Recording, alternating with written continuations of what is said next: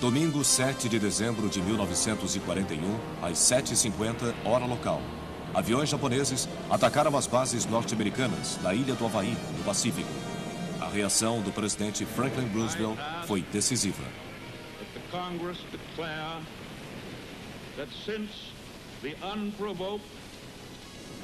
Em seu discurso, ele pedia ao Congresso que declarasse que a partir do ataque não provocado e covarde feito pelo Japão, no domingo, dia 7 de dezembro de 1941, existia um estado de guerra entre os Estados Unidos e o Império Japonês. Desde que as tropas japonesas conquistaram a Manchúria em 1931 e a tornaram o estado fantoche de Manchukuo, houve uma preocupação no Ocidente em relação à expansão japonesa, que aumentou em 1937, quando os japoneses lançaram um ataque maciço à China.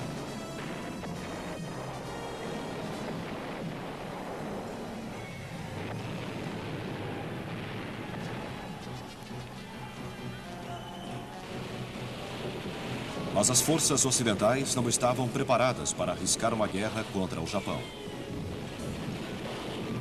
Isso aconteceu mesmo quando navios de guerra ocidentais, como a canhoneira americana Panay, foi bombardeada por aviões japoneses. O Japão pediu desculpas por esse ato, e assim o fizeram porque tinha uma grande fraqueza que o Ocidente ameaçava explorar. Era uma grave falta de recursos naturais. O Japão era extremamente dependente das importações de estanho, petróleo, borracha e outras matérias-primas essenciais. Assim, não ousava provocar muito o Ocidente. Enquanto a China lutava contra o Japão, recebia apoio moral do Ocidente. Seu líder, Chiang Kai-shek, também começou a receber empréstimos americanos que o permitiriam comprar armas e equipamentos modernos.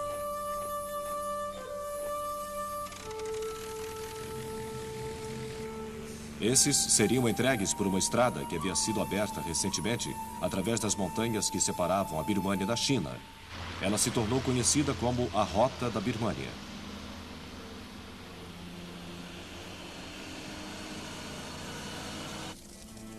Em julho de 1941, um novo governo mais ativo assumiu no Japão.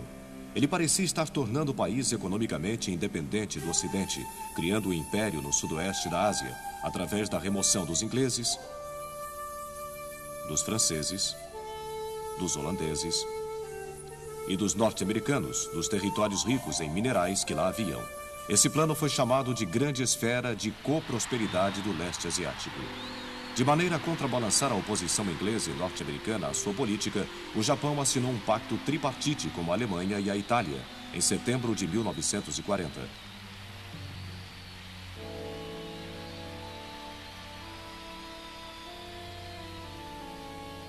Depois, em abril de 1941, os japoneses empurraram para o norte a ameaça russa pela assinatura em Moscou de um pacto de não agressão de 5 anos.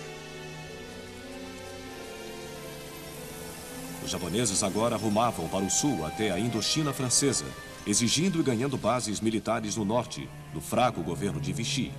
O embate entre a França e a vizinha Tailândia, no início de 1941, permitiu que os japoneses agissem como mediadores, aumentando assim sua influência. Os japoneses agora estavam impotentes para resistir a outras exigências, e em julho de 1941, os japoneses ocuparam o resto da Indochina francesa.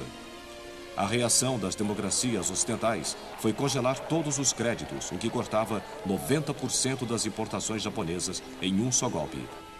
Isso forçou os japoneses a adotar uma atitude mais conciliatória, principalmente frente aos norte-americanos.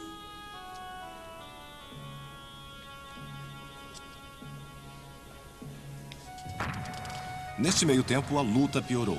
Chiang Kai-shek recebeu mais recursos quando o ato Lend-Lease foi introduzido na América do Norte em março de 1941, dando-lhe prioridade logo abaixo da Inglaterra para receber munição norte-americana.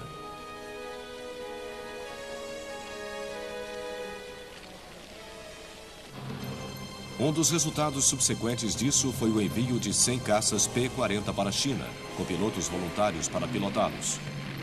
Liderados pelo ex-aviador do exército norte-americano Claire Chennault, que havia ajudado a treinar a Força Aérea Chinesa, eles começaram a ocupar espaço nos céus da China desde o verão de 1941 e tornaram-se conhecidos como os Tigres Voadores.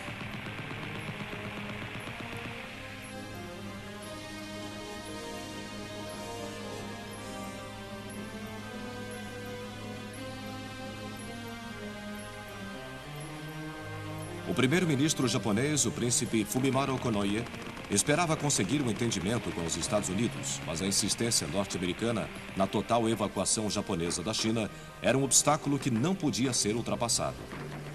Consequentemente, em outubro de 1941, o príncipe Konoye renunciou e foi sucedido pelo general Hideki Tojo, uma velha águia. Ele estava determinado a tornar o Japão autossuficiente em matérias-primas. Ele estava preparado para sair da Indochina e partes da China, mas só se os Estados Unidos levantassem seu embargo comercial e ajudassem o Japão a conquistar as Índias Orientais holandesas, ricas em petróleo, carvão e borracha. Isso era inaceitável para os norte-americanos, que novamente exigiram que o Japão se retirasse totalmente da China. Agora Tojo decidira que a guerra provavelmente era a única resposta. Planos para ela já haviam sido feitos e o Japão estava decidido a tomar um caminho que já havia sido previsto no discurso do embaixador chinês nos Estados Unidos.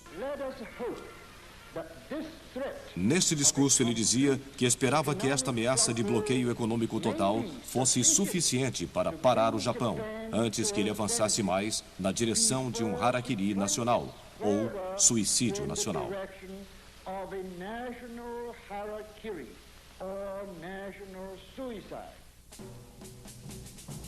O arquiteto do plano de ataque japonês era Isokuro Yamamoto, comandante em chefe da Marinha. Ele reconhecia que a superioridade material da América seria o fator decisivo numa guerra avançada. Consequentemente, os japoneses precisavam atingir rapidamente seus objetivos. Yamamoto considerava que a frota norte-americana no Pacífico era o principal obstáculo. Ela precisava ser destruída localmente. A questão era como? A pista, ele acreditava, estava no ataque aéreo inglês levado por porta-aviões altamente bem-sucedido à frota italiana em Taranto, em 1940. Se a força de porta-aviões japonesa pudesse aproximar-se da base da frota do Pacífico em Pearl Harbor sem ser notada, poderia lançar um ataque similar. A marinha japonesa começou a treinar para isso. O ataque a Pearl Harbor deveria ser acompanhado por outros às ilhas americanas do Pacífico, de Wake e Guam, a colônia inglesa de Hong Kong, as Filipinas, a Malásia, as Índias Orientais Holandesas, as Ilhas Salomão e a Birmânia. Os norte-americanos acreditavam que as Filipinas seriam o principal alvo japonês. Consequentemente, com a concordância do governo filipino, o antigo chefe de equipe do exército americano Douglas MacArthur, que recentemente havia sido conselheiro das Forças Armadas Filipinas, foi designado para comandar as defesas das Filipinas. Aviões norte-americanos também foram mandados para lá. Os ingleses também reforçaram sua pequena guarnição em Hong Kong.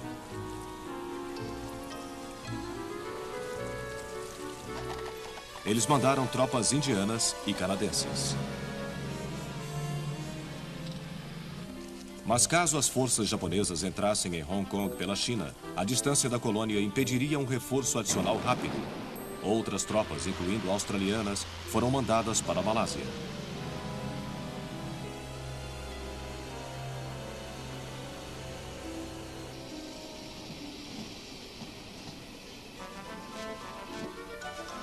O reforço aéreo incluía esses caças Lindley's Brewster Buffalo. Dois navios capitânia ingleses foram mandados para Singapura, o Prince of Wales e o Repulse. Contudo, entre os norte-americanos e os ingleses, havia uma perigosa complacência, nascida de uma subestimação da capacidade militar japonesa. Eles consideravam que o armamento japonês era inferior e que seus pilotos, em particular, tinham pouca habilidade. Uma grande rede de espionagem era outra força japonesa. Um outro fator ignorado pelo Ocidente era a cultura banzai, de que os soldados, marinheiros e aviadores japoneses estavam imbuídos. A mais alta honraria que um soldado poderia receber seria ser morto lutando pelo imperador. A rendição era considerado uma desgraça. Em 26 de novembro de 1941, a esquadra japonesa, incluindo 6 porta-aviões, partiu para Pearl Harbor. Isso aconteceu no mesmo dia em que a América lançou sua última exigência para a retirada japonesa da China. A esquadra viajava sob total silêncio no rádio, o que significava que os norte-americanos, mesmo sabendo que eles estavam no mar, não faziam ideia do seu destino.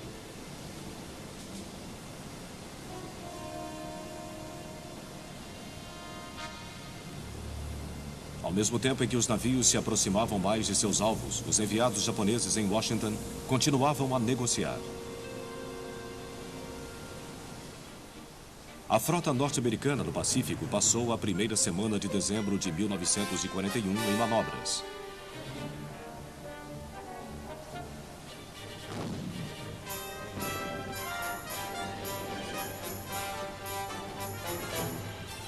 Os navios retornaram a Pearl Harbor para o fim de semana.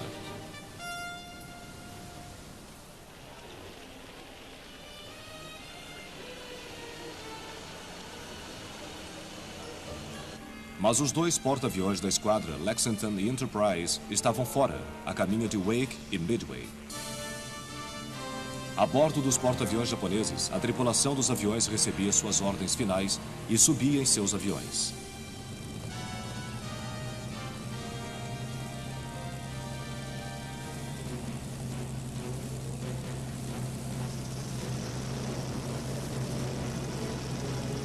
Às 6h15 da manhã daquele domingo, 7 de dezembro, eles começaram a decolar para seus alvos que ficavam a quase 360 quilômetros para o sul.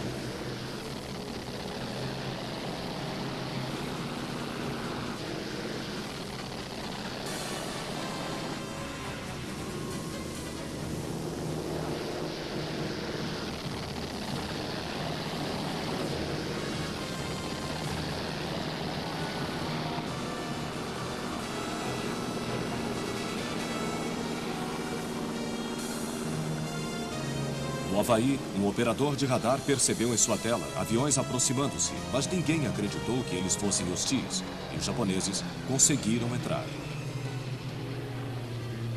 Às 7h50 da manhã, 214 aviões japoneses passaram sobre o Havaí. Bombardeiros atacaram os 4 campos de pouso da ilha, destruindo uma grande quantidade de aviões norte-americanos. Um rádio operador norte-americano desesperado transmitiu a mensagem: ataque aéreo a Pearl Harbor. Isso não é uma simulação.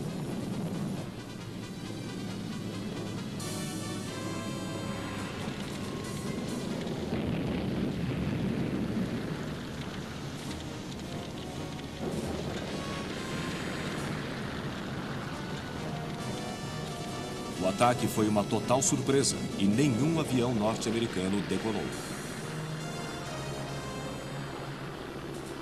Aviões torpedeiros feitos para navios em movimento, onde várias linhas de navios de guerra estavam como alvos parados.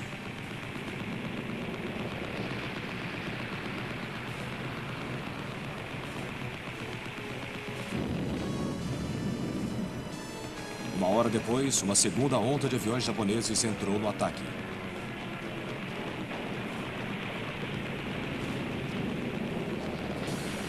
Dessa vez, as defesas norte-americanas estavam um pouco mais preparadas, mas mesmo assim, mais navios foram atingidos.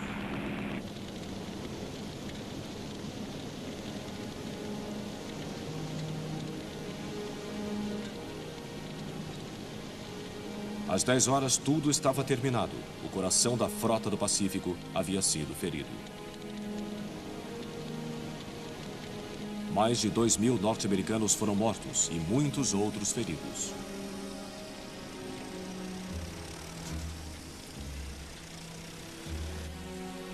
Dezoito navios, incluindo 6 navios de guerra, haviam afundado ou sofrido grandes avarias.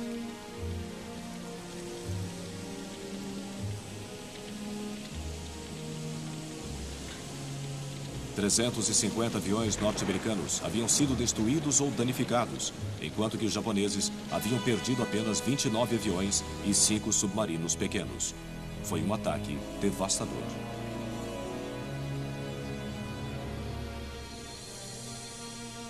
Nos outros lugares, os aviões japoneses bombardearam Wake, Guam e as Filipinas, enquanto destroyers bombardearam a ilha de Midway.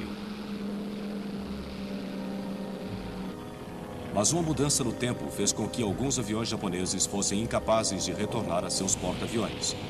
Os japoneses também perceberam que haviam deixado 2 porta-aviões norte-americanos, uma omissão que lhes causaria muito arrependimento.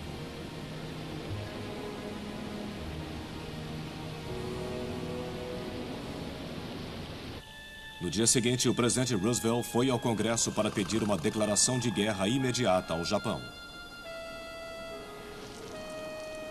O próprio Roosevelt ouvira as notícias de Pearl Harbor enquanto almoçava, porque Washington tinha uma diferença de 5 horas para o Havaí. Como resultado da decodificação de uma longa mensagem mandada por Tóquio para seu embaixador em Washington durante a noite, Roosevelt já estava avisado de que um ataque japonês era iminente.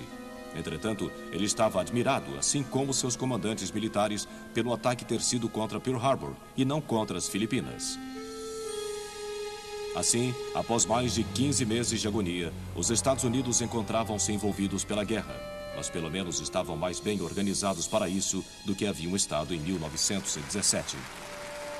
A declaração de guerra de Roosevelt imediatamente fez com que o povo norte-americano esquecesse suas diferenças sobre entrar ou não em guerra. Agora, eles estavam unidos. Na costa oeste da América, medidas foram tomadas para conter uma invasão japonesa. Outra providência imediata foi prender todos os nipo-americanos, 100 mil no total.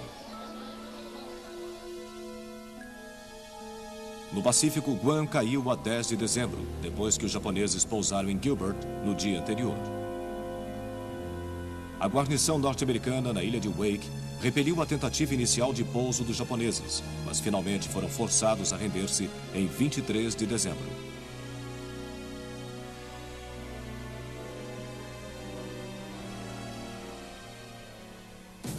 Hong Kong, como as ilhas do Pacífico, era muito isolada para permitir que algum reforço imediato fosse mandado. Os japoneses logo expulsaram os ingleses, os canadenses e os indianos dos novos territórios da China continental, de volta pela água à ilha de Hong Kong.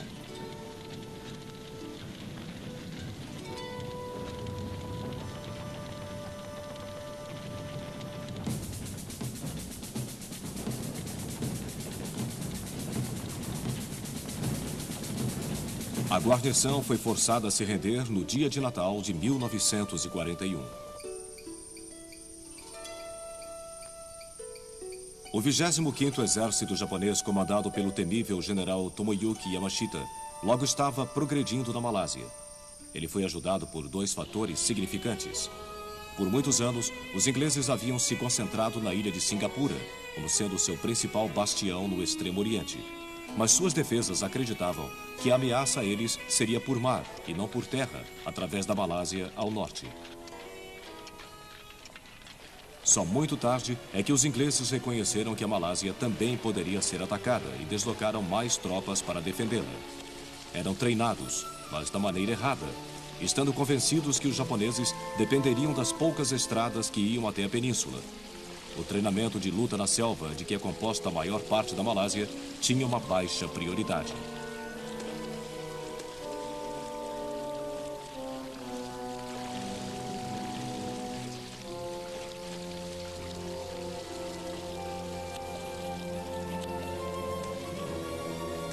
Yamashita invadiu a Malásia pela Tailândia e pela costa nordeste.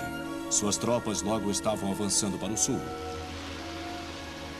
Os recém-chegados Prince of Wales e Repulse tinham sido mandados de Singapura para interceptar os desembarques, mas foram descobertos. Aviões japoneses decolaram e atacaram os 2 navios em 10 de dezembro.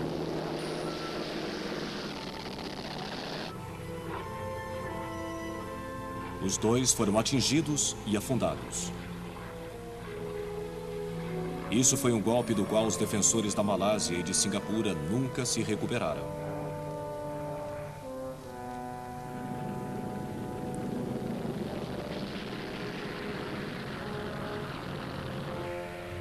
Muitos aviões britânicos foram destruídos em terra e o resto retirou-se para Singapura. Isso deu aos japoneses a supremacia aérea sobre a Malásia e eles provocaram enormes danos às comunicações britânicas.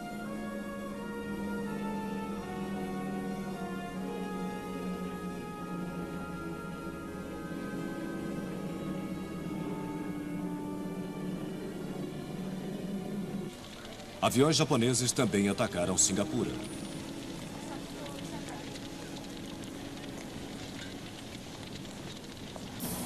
Enquanto as tropas de Yamashita pressionavam na direção sul, muitos tiveram que atravessar a Malásia de bicicletas.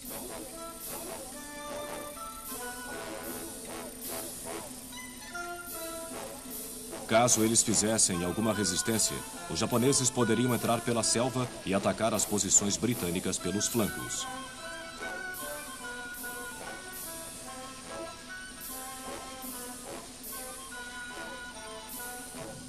Como resultado, o comando, o controle e a coesão britânica começaram a sofrer. As tropas britânicas fizeram o que puderam, mas constantemente estavam em perigo de perder o contato e tiveram que recuar apressadamente.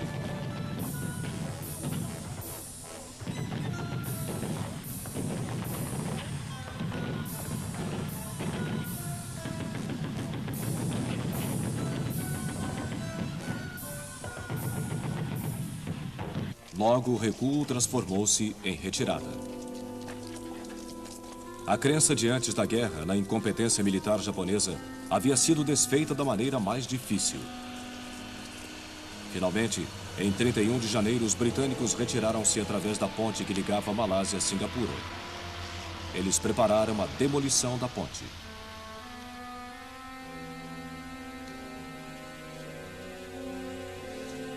Assim que o último soldado cruzou a ponte para Singapura, ela foi destruída. Enquanto isso, o general britânico Archibald Wavell havia sido nomeado comandante aliado para a região, o primeiro de muitos níveis de controle e comando aliados. Ele havia visitado Singapura e avisado o governo britânico que Singapura não se manteria por muito tempo.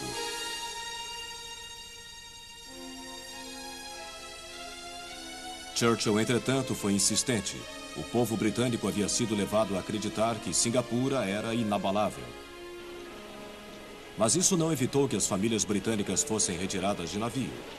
Muitas não veriam seus maridos e pais novamente, enquanto outras se perderiam no mar.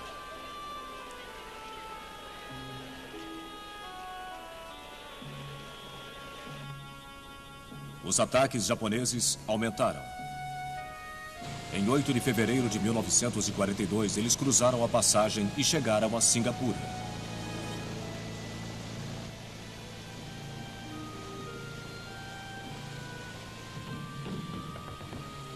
A batalha final havia começado.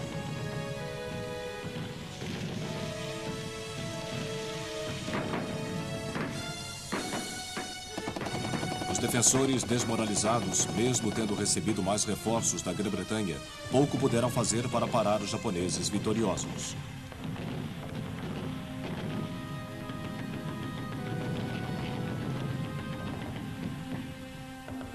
Em 15 de fevereiro, os britânicos, aceitando que a resistência poderia simplesmente custar mais vidas inocentes, tanto militares quanto civis, se renderam.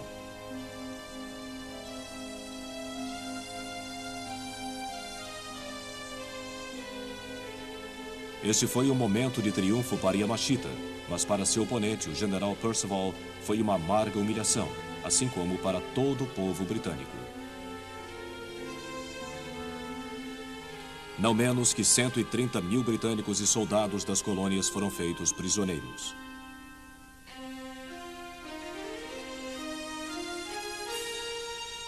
O foco agora mudara para as Índias Orientais holandesas. Aqui, os holandeses tinham forças razoavelmente bem equipadas, mas não tinham experiência em combate.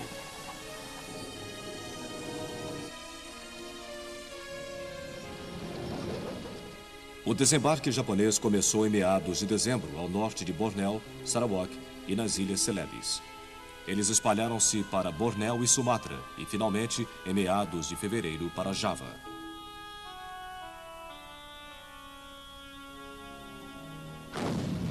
Essa blitzkrieg japonesa foi como havia sido para os britânicos demais para os holandeses.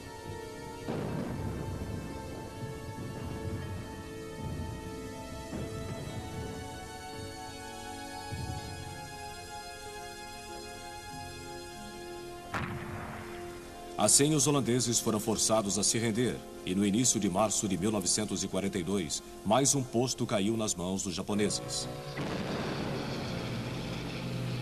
Além de atacar as possessões britânicas e holandesas no Sudeste Asiático, os japoneses também fizeram das Filipinas um de seus alvos iniciais. Os primeiros desembarques japoneses aconteceram em 10 de dezembro de 1941.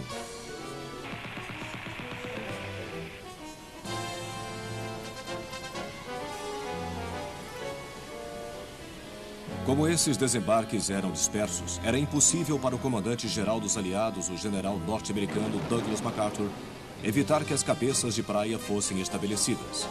Isso acontecia porque suas forças não eram fortes o bastante para vigiar cada pedaço de costa das Filipinas. Inicialmente, ele havia planejado conduzir um recuo combatendo, provocando desgaste nos japoneses. O problema de MacArthur era agravado por mais desembarques japoneses na ilha de Mindanao, ao sul, e na costa oeste de Luzon.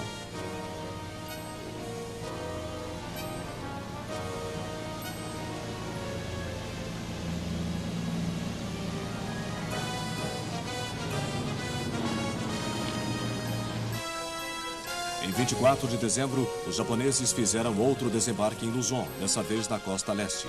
Isso criava uma múltipla ameaça à capital Manila.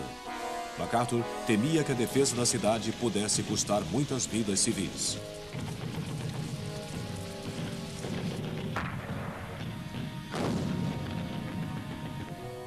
Entretanto, as forças aliadas recuaram para a península de Bataan, a oeste da Baía de Manila.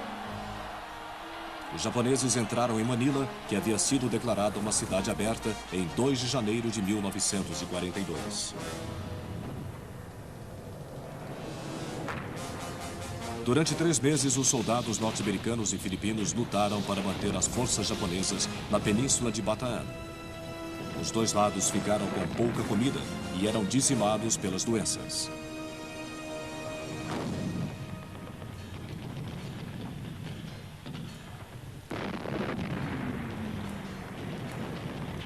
Mas os japoneses continuaram a tentar e conseguiram passar.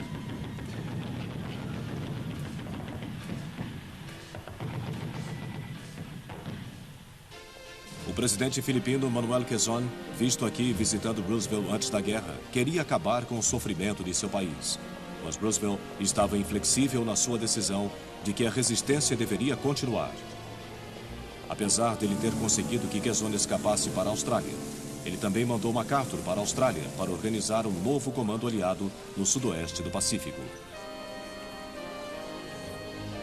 Em 24 de março de 42, 2 semanas depois de MacArthur ter partido para a Austrália, os japoneses, agora reforçados, lançaram um ataque, bombardeando as posições norte-americanas e filipinas.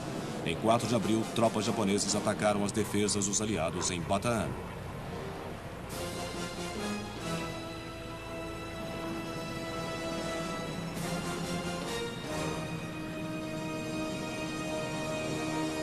Cinco dias depois, as forças aliadas renderam-se.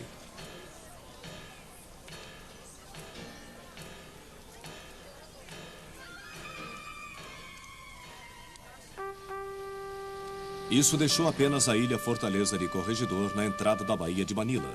As tropas japonesas atacaram este posto em 5 de maio.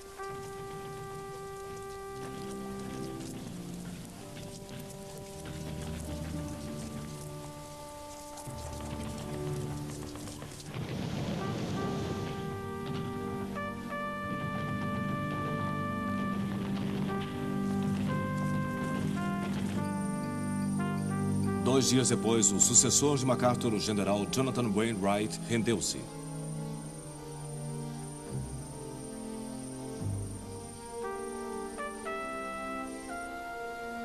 As tropas aliadas que caíram em mãos japonesas sofreram privações que nunca poderiam imaginar.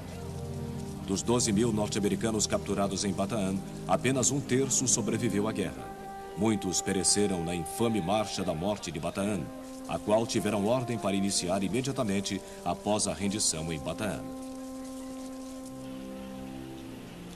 Muitos prisioneiros da Grã-Bretanha e suas colônias foram usados como mão de obra escrava na construção da ferrovia Birmânia-Tailândia.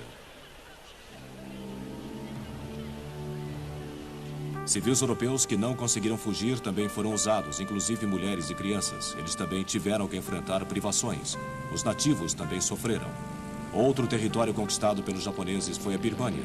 Ataques aéreos na capital Rangoon precederam a invasão.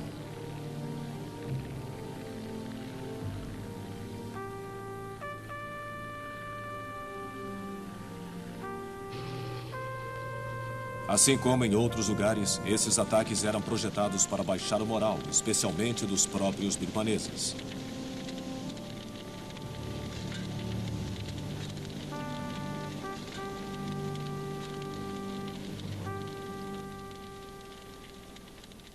A ofensiva terrestre foi lançada em meados de fevereiro da Tailândia. As forças britânicas, indianas e birmanesas enfraquecidas logo bateram em retirada, sendo impossível evitar que os japoneses se infiltrassem através da selva.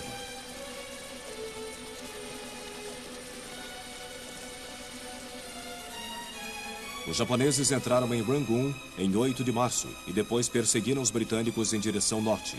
As forças chinesas tentaram ajudar, mas elas também logo foram forçadas a se retirar.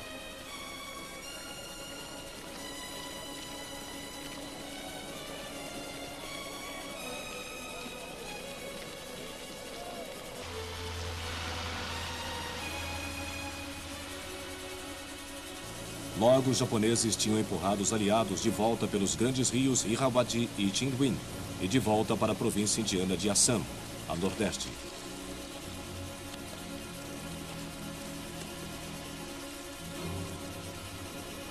Isso significava que a rota da Birmânia, a única rota que os aliados ocidentais poderiam usar para manter Chiang Kai-shek abastecido, estava fechada.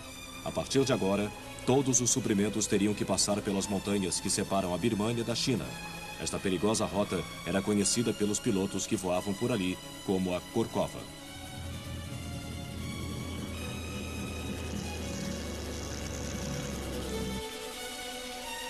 A espetacular conquista da Malásia e da Birmânia convenceram as tropas britânicas de que os japoneses eram muito superiores a elas na guerra na selva. O moral não era ajudado pela onda de agitação dos indianos que se movimentavam para se tornar independentes da Grã-Bretanha. Isso manteve muitos soldados presos em serviços internos de segurança. Uma força naval japonesa também entrou no Oceano Índico em abril de 1942. Ela mandou aviões atacarem Colombo, a capital do Ceilão, o atual Sri Lanka. Os japoneses também fizeram uma série de desembarques na Nova Guiné e nas Ilhas Salomão.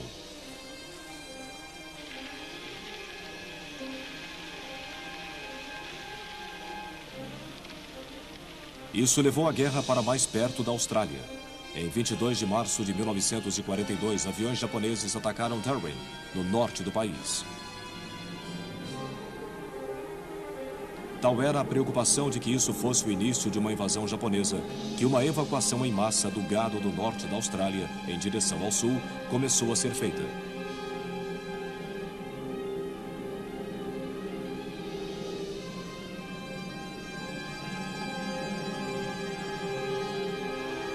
Parecia que nada poderia impedir os japoneses vitoriosos de alcançar seu objetivo de um grande império asiático e do Pacífico.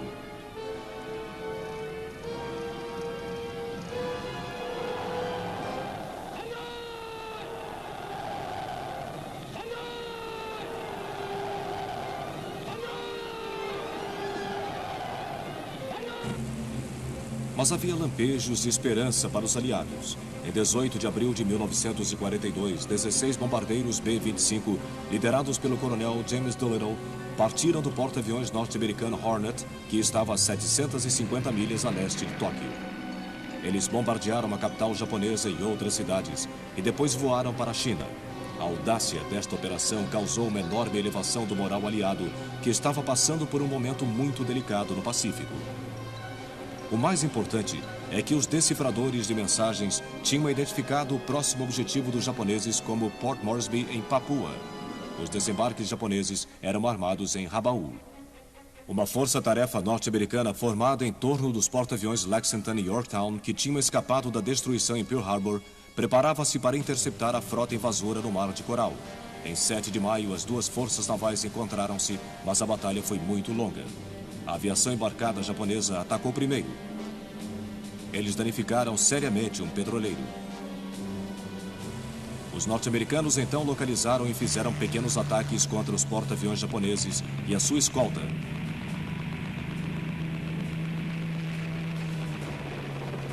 Eles conseguiram afundar o porta-aviões Shoho.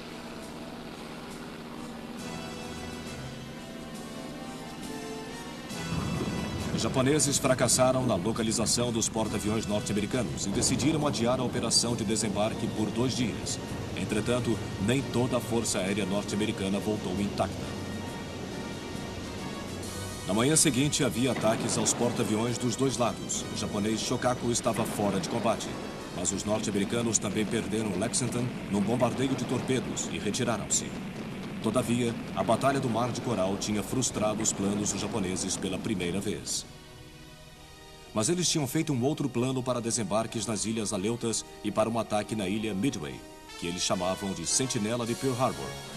Mais uma vez, o Serviço de Inteligência norte-americano tomou conhecimento do plano. O almirante Chester Nimitz, comandante da zona do Oceano Pacífico, formou seus 3 porta-aviões, incluindo o veterano do Mar de Coral, o Yorktown, para proteger Midway. Em 4 de julho de 1942, as frotas inimigas encontraram-se. A batalha começou com um ataque aéreo japonês contra a própria Midway. O objetivo era destruir a Força Aérea Norte-Americana na ilha.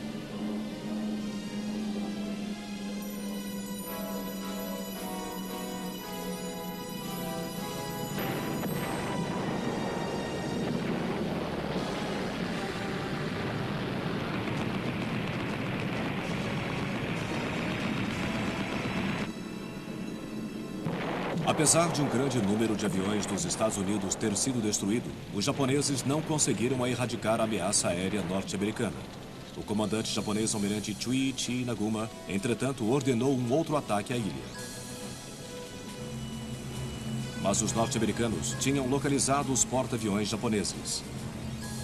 A decisão de Naguma em atacar Midway outra vez significava mudar de torpedos para bombas e reinstruir as tripulações. Seus porta-aviões lotados estavam muito vulneráveis.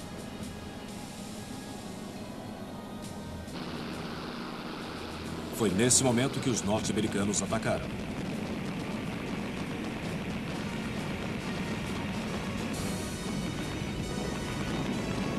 Os porta-aviões de Naguma conseguiram repelir a primeira onda, derrubando a maioria dos atacantes.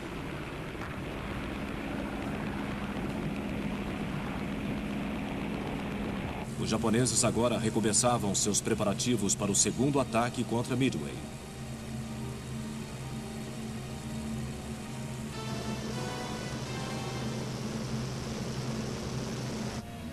Mas antes que pudessem mandar seus aviões, um outro grupo de aviões norte-americanos levantou o voo. O resultado foi devastador. Em 5 minutos, 3 dos 4 porta-aviões japoneses estavam destruídos.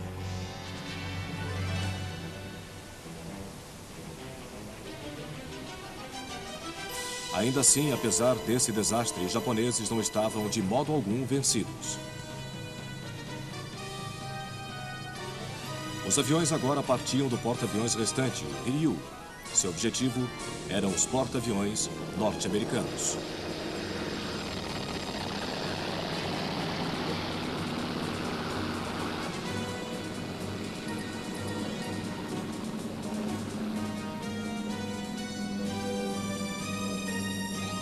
Foi Yorktown que enfrentou o maior peso do ataque.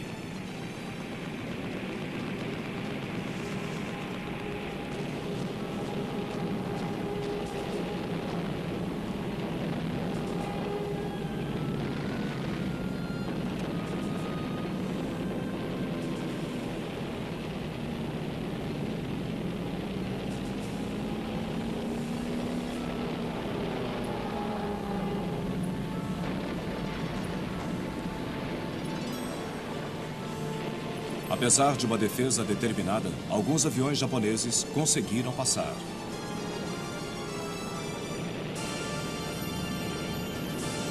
O Yorktown foi atingido por 3 bombas que destruíram 2 de suas caldeiras. Isso foi seguido por 2 choques de torpedo. O efeito cumulativo incapacitou o porta-aviões.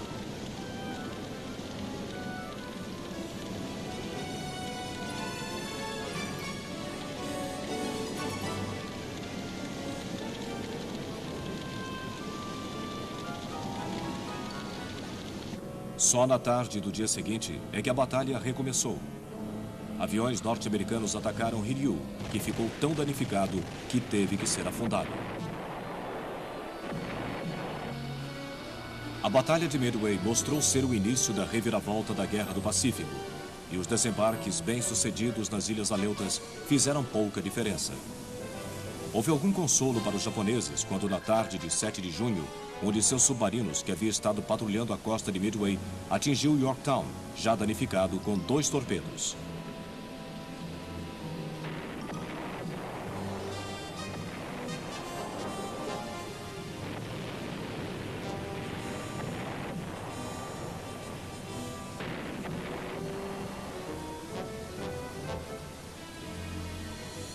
Mas o Yorktown só afundou no dia seguinte, mantendo sua bandeira de batalha hasteada.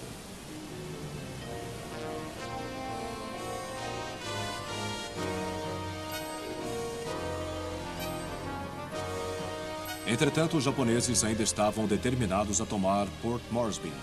Nesse momento, eles decidiram desembarcar na costa norte de Papua, Nova Guiné, e depois atacar por terra, através das montanhas Owen Stanley, ao longo da trilha Kokoda. Uma pequena força australiana tinha sido mandada para proteger a costa norte e inicialmente conseguiu segurar os japoneses, quando eles desembarcaram em agosto de 1942. Mas depois de um mês de violenta luta, os japoneses forçaram os australianos a descer a trilha Kokoda.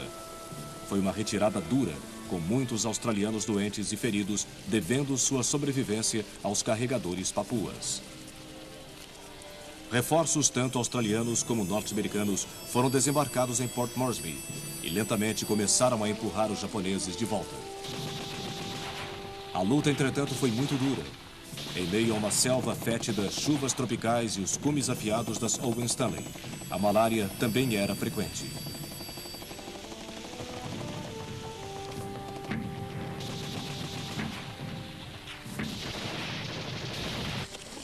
A última resistência japonesa em Papua Nova Guiné foi erradicada em janeiro de 1943. Mas em outros lugares, os aliados também estavam mostrando agressividade. Em maio de 1942, tropas britânicas desembarcaram no Vichy francês de Madagascar, no Oceano Índico, temendo que os japoneses pudessem usá-lo como base para submarinos.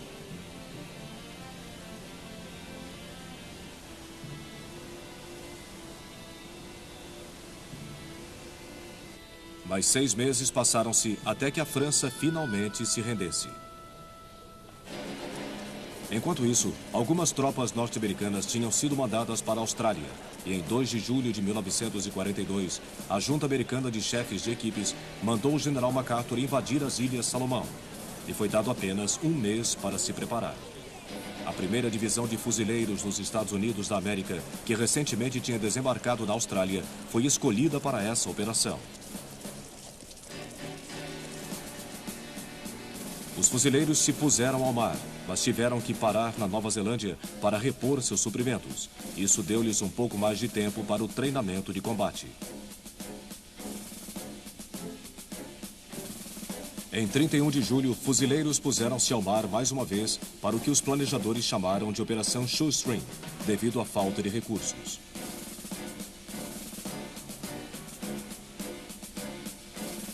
O apoio naval teve que vir do Havaí e foi baseado em 3 porta-aviões, o único apoio aéreo disponível.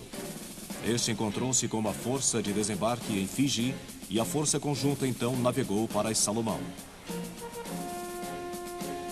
Aqui, a ilha de Guadalcanal tinha sido escolhida como objetivo inicial. Os japoneses tinham construído um campo de pouso na ilha, e este teria que ser o alvo inicial norte-americano para que a força de desembarque pudesse imediatamente ter uma base terrestre para o apoio aéreo. Às 6h15 da manhã do dia 7 de agosto de 1942, 3 cruzadores e 4 destroyers abriram fogo na costa de Guadalcanal. 30 minutos depois foi dada a ordem de lançar força de desembarque.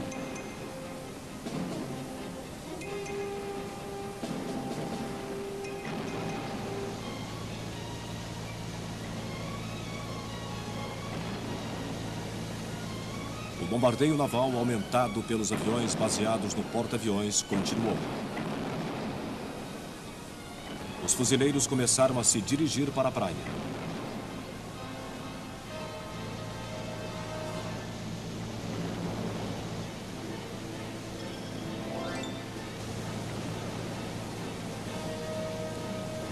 A intensidade do bombardeio cresceu e a primeira leva desembarcou. Mas os 2.200 japoneses na ilha rapidamente fugiram para o interior. Isso possibilitou que as levas seguintes rapidamente chegassem à praia.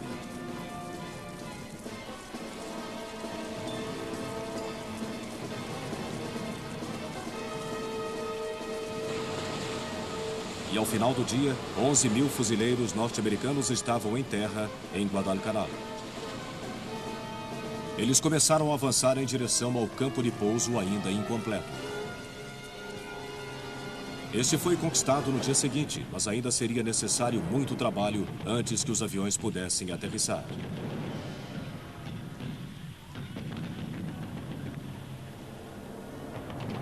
Mas os japoneses não estavam preparados para permitir que Guadalcanal caísse e rapidamente desembarcaram reforços. Estes logo começaram a atacar os fuzileiros e seguiu-se um sangrento embate.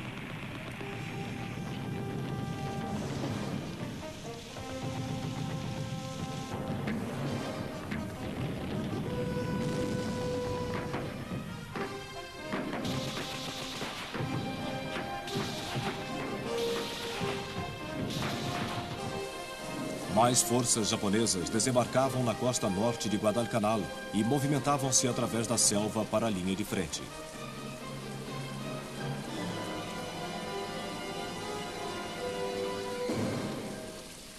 O trabalho no campo de pouso continuava. Mas mesmo a aterrissagem do primeiro avião norte-americano no campo de pouso Henderson, em 26 de agosto, não interrompeu o embate.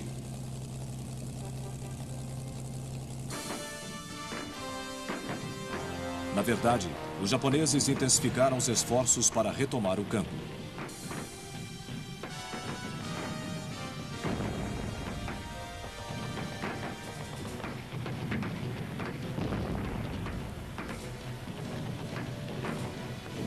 No mar, os japoneses usaram navios para levar reforços e suprimentos, um sistema que os norte-americanos apelidaram de Tokyo Express.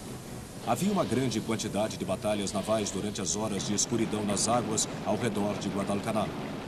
Isso demonstrava a superioridade dos japoneses nas técnicas de combate noturno sobre os norte-americanos, que perderam muitos navios.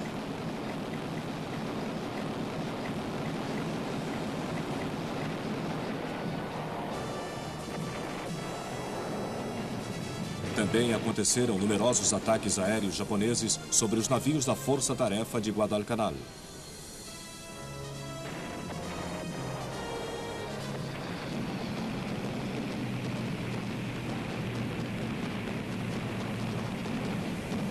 Esses ataques obrigaram os porta-aviões norte-americanos a se retirarem, mas não antes de afundarem um porta-aviões japonês.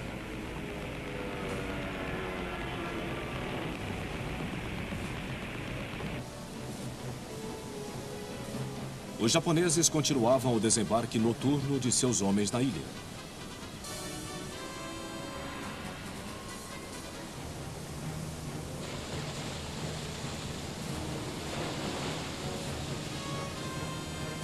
Esses reforços aumentavam a pressão sobre os fuzileiros norte-americanos, especialmente desde que não havia tropas disponíveis para aumentar sua força.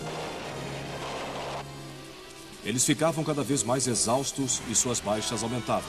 Só em dezembro, eles foram substituídos por 3 divisões descansadas. eles não perderam tempo em reunir um ataque maior sobre os japoneses.